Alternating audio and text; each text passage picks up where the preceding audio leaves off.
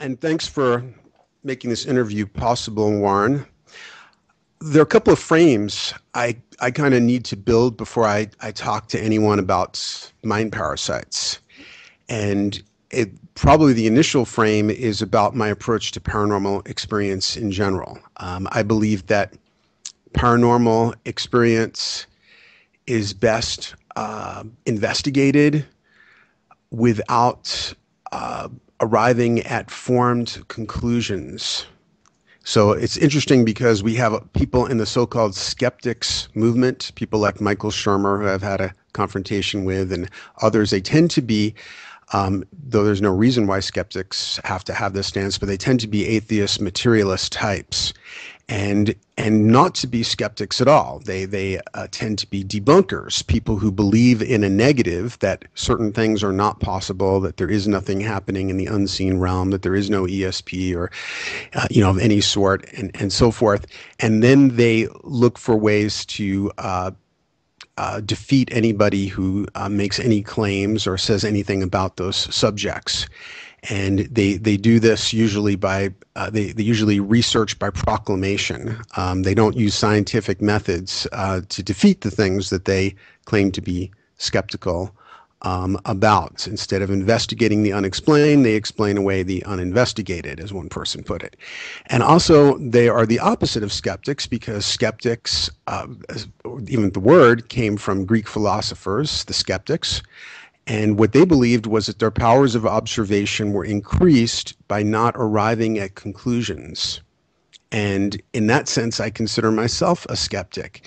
I try not to arrive at premature conclusions, because once you have conclusions about a paranormal subject, then you are subject to what's called the confirmation bias, and you tend to corral evidence, and you tend to see all sorts of things confirming the conclusion you've already reached.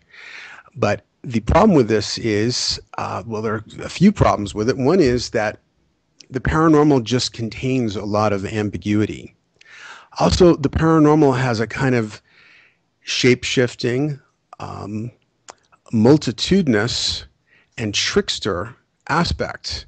So it's shape-shifting in that it can take on many different forms, and one false presumption that people will make is, if they're thinking about mind parasites, then they're imagining one type of parasites. But when we think about the parasites of the regular biological world, the macro and microbiological worlds, well, there isn't one type of parasite. There's a whole fantastic cryptozoology of many, many different types. And yet all those types are carbon-based. Once we, depart from the organic substrate, we should expect even more variety, even more multiplication of how fantastically varied things could be in another world that is more energy-based, since it doesn't have an organic substrate, so there doesn't need to be the regular sort of respiration and all this sort of thing that organically based organisms might need. And then there's the trickster aspect of the unconscious.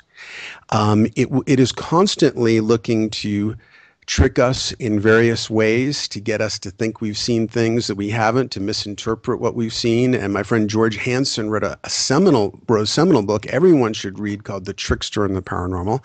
That's a whole subject in itself. And so basically, when you look at paranormal research, what I tend to find is that the people who say the most know the least.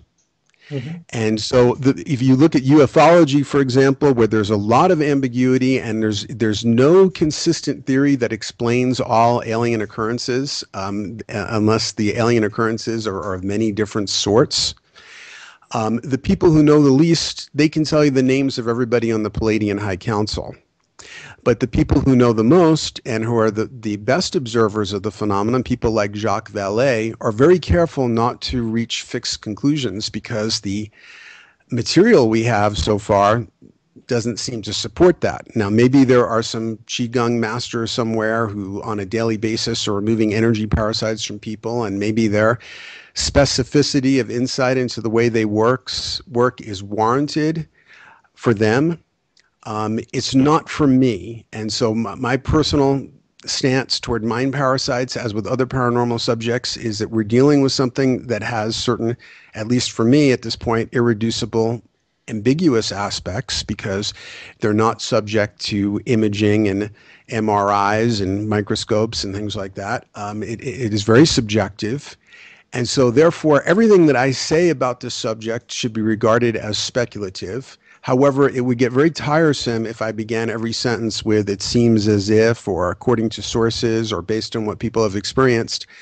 So in the interview, I won't always put those disclaimers in front of every sentence, but the listener should just keep that frame in mind, that I regard what I'm saying, and they should regard what I'm saying as speculative.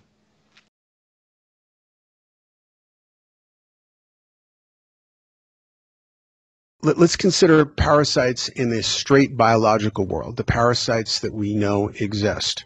According to National Geographic, parasites outnumber all other species 4 or 5 to 1. In other words, there are 4 or 5 times more parasites than any other type of life form. Mm-hmm. And by an irony of fate of some sort, it turns out my dad, for the U.S. military during World War II, was a parasitologist.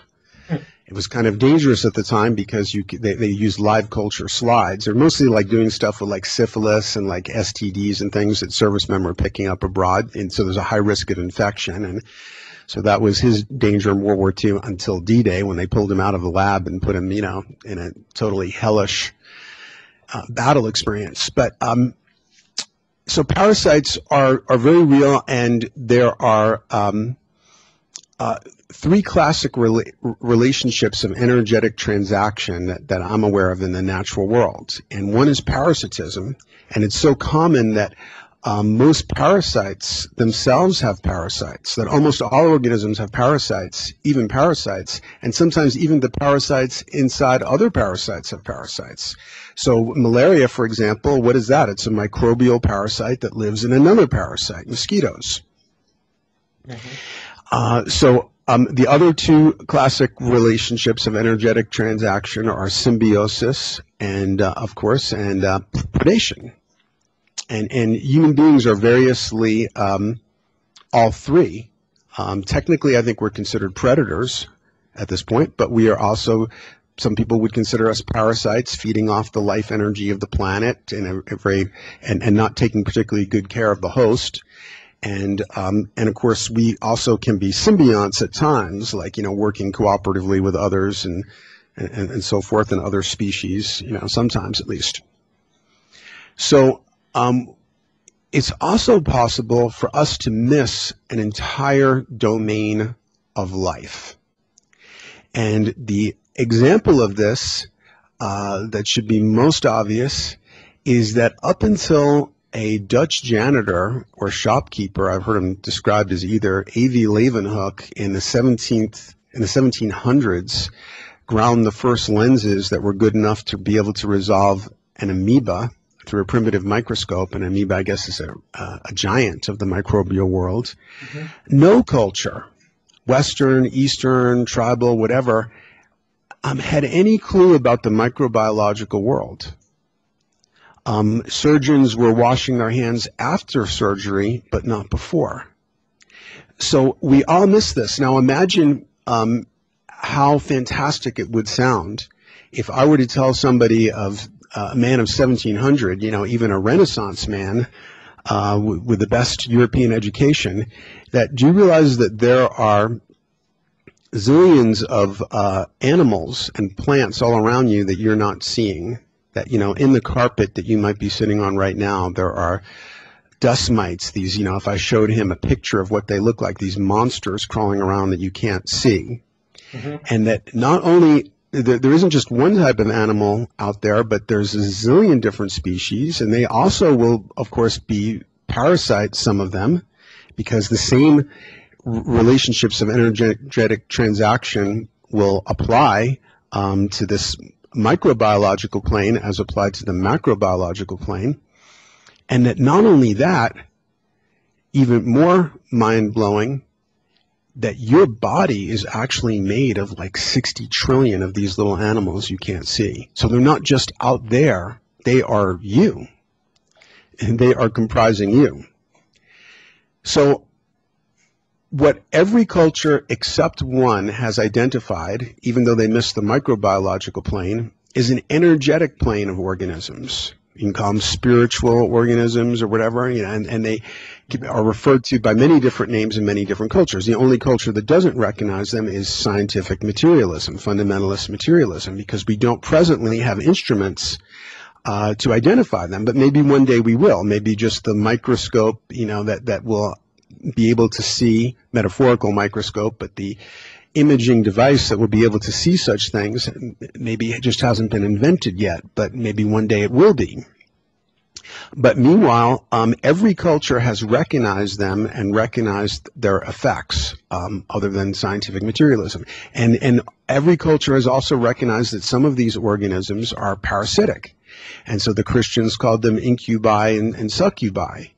And the study of disincarnate spirits and their effect on human health was a mainstream branch of the medicine of both India and China that is still in use to this day and very effective. We know that acupuncture is very effective, and Western science even acknowledges that. And in Chinese medicine, of these, like, I forget how many meridians or energy points that would be used in acupuncture, there are some like, say, 38, and the exact numbers and stuff are in my essay or podcast on my website called Mind Parasites, Energy Parasites, and Vampires. People can find that at my website, zaporacle.com. And so let's say it was 38 of those points have the prefix que in front of them, and que means disincarnate entity. So these are points that are identified in the body where disincarnate spirits may feed. And in Ayurveda, the traditional medicine of India, the effect of disincarnate spirits on health is just a medical subspecialty on par with gynecology or any other mainstream medical specialty as far as it's concerned. Mm-hmm. So a culture is in trouble whenever it denies a vast area of human testimony, like we once did that about child abuse. So here's a vast area of human testimony that every culture affirms this other domain of life, and that it contains symbionts, parasites, and predators, except us. And I think that's a problem, and I think we need to at least acknowledge that all this testimony exists and must mean something. Now, we don't have to go along with the way various cultures or people interpret what they are reporting in their own testimony, but we shouldn't just ignore it as or reduce it in the way of reductive thinking, where something complex is reduced to what Jung referred to as a nothing but. Oh, well, that's nothing but the addled product of paranoid imaginations or something like that. There's just too much of it for us to do that.